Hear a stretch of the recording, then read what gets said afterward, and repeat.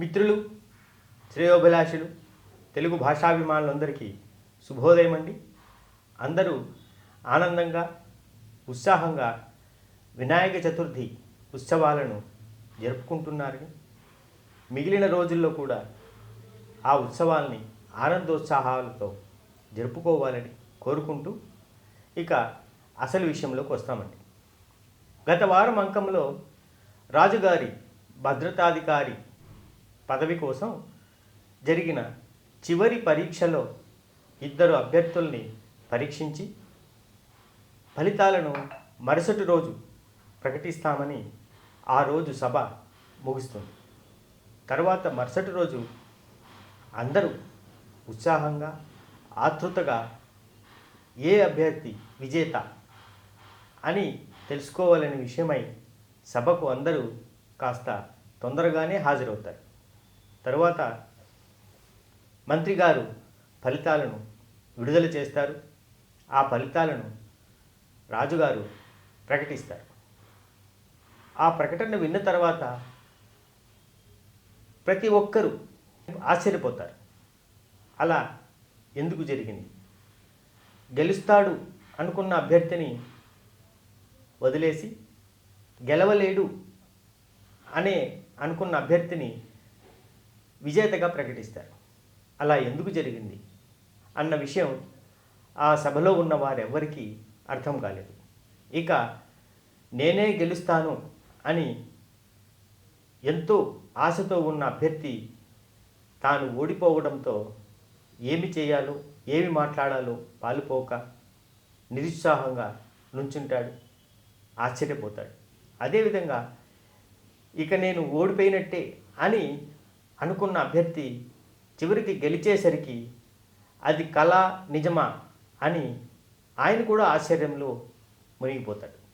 ఇక ఆ రోజు సభ ముగిసిపోతుంది. ఆ రోజు సాయంత్రం సమీక్షా సమావేశం జరుగుతుంది.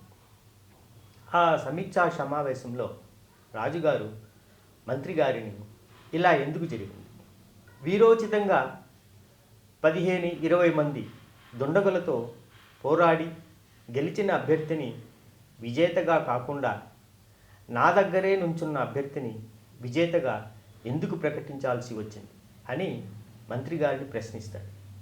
అప్పుడు మంత్రి గారు నవ్వుతూ, మహారాజా, ఈ పోటీ భద్రతాధికారి పోటీ.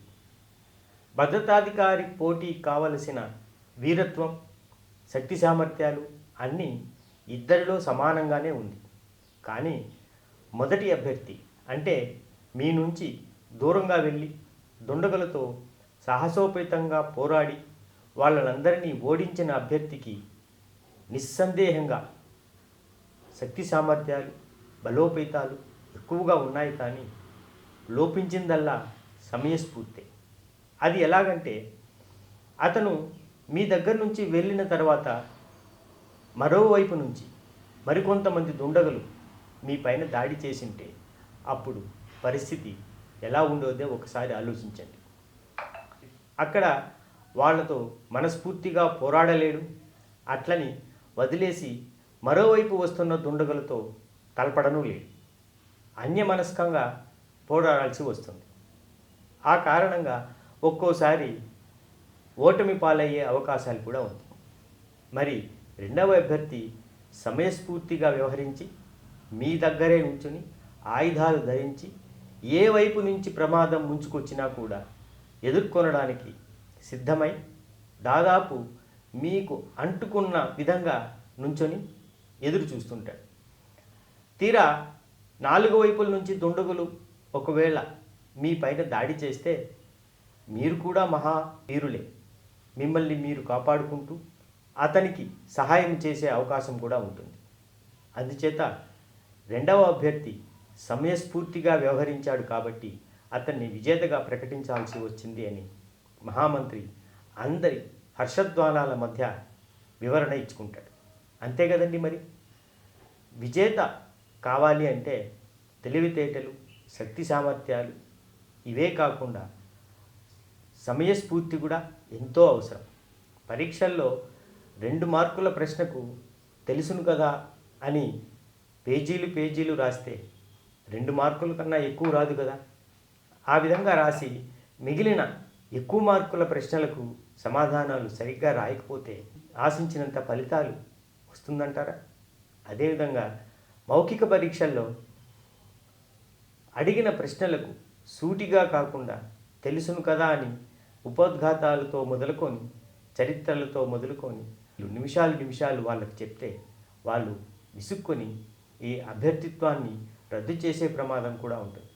అందుచేత సమయస్ఫూర్తిగా వ్యవహరించి పరీక్షల్లో కానివ్వండి, జీవితంలో కానివ్వండి, మౌఖిక పరీక్షల్లో కానివ్వండి విజయం సాధించే అవసరం మనకెంతైనా ఉంది. అదండి విషయం. ఇక అసలు విషయానికి వస్తే మన తెలుగును మనమే తెలుగులోనే మాట్లాడుతూ కాపాడుకోవాలి. ఈరోజు కూడా ఈ కథలో ఎన్నో వాడుక నుంచి మరచిపోయిన పదాలు ఎన్నో ఉన్నాయి. ఆ అన్ని పదాలను తిరిగి వాడుతూ తెలుగుకు జీవం పోస్తాం, తెలుగును బ్రతికిద్దాం. నమస్తే అండి.